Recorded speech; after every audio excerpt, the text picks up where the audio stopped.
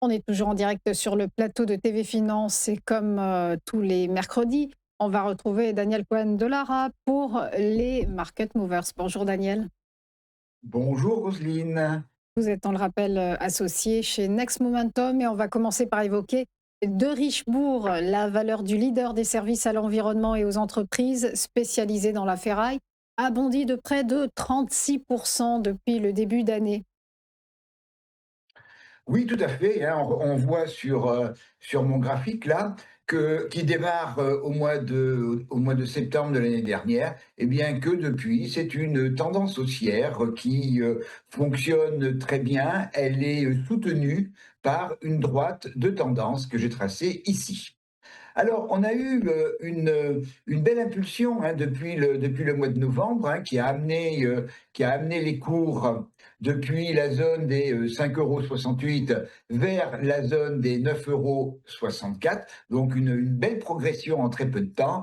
Une consolidation naturelle dans ces conditions qui est venue confirmer la droite de tendance haussière. Et depuis, donc, depuis la fin du mois de mars de cette année, eh bien, les cours sont repartis à la hausse.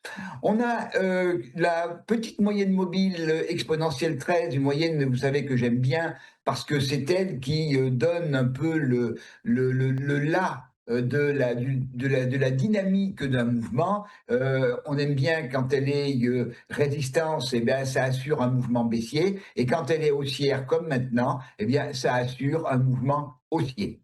Donc, lors du dernier rallye, hein, qui a démarré au début du mois de novembre, on a consolidé exactement sur le retracement, 50% de Fibonacci de ce rallye, et donc on repart à la hausse.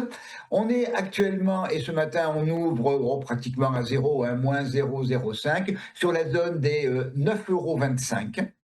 Donc, j'attends une poursuite de la hausse, toujours soutenue par la moyenne mobile exponentielle 13 périodes.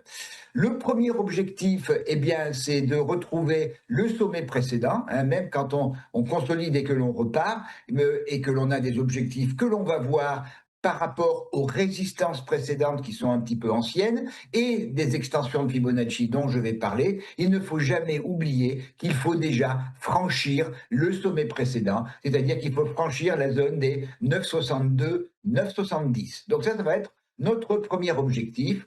Les objectifs suivants, donc, et c'est quelque chose que j'aime bien quand ça fonctionne, c'est de comparer les résistances du passé avec les extensions de Fibonacci du mouvement pour voir si effectivement on est dans un schéma de progression qui a un véritable rythme. Alors, on a une première zone d'objectifs après la zone des 9,62, 9,70, qui est la zone 9,95, 10, 15, qui est une résistance plus l'extension 0,618. Et puis, derrière, une zone qui est très propre, 10,70, 10,80, qui est résistance puis plus extension 0,786 de Fibonacci. Et enfin, si le mouvement a toujours la même dynamique, eh bien, la zone des 11,70 €.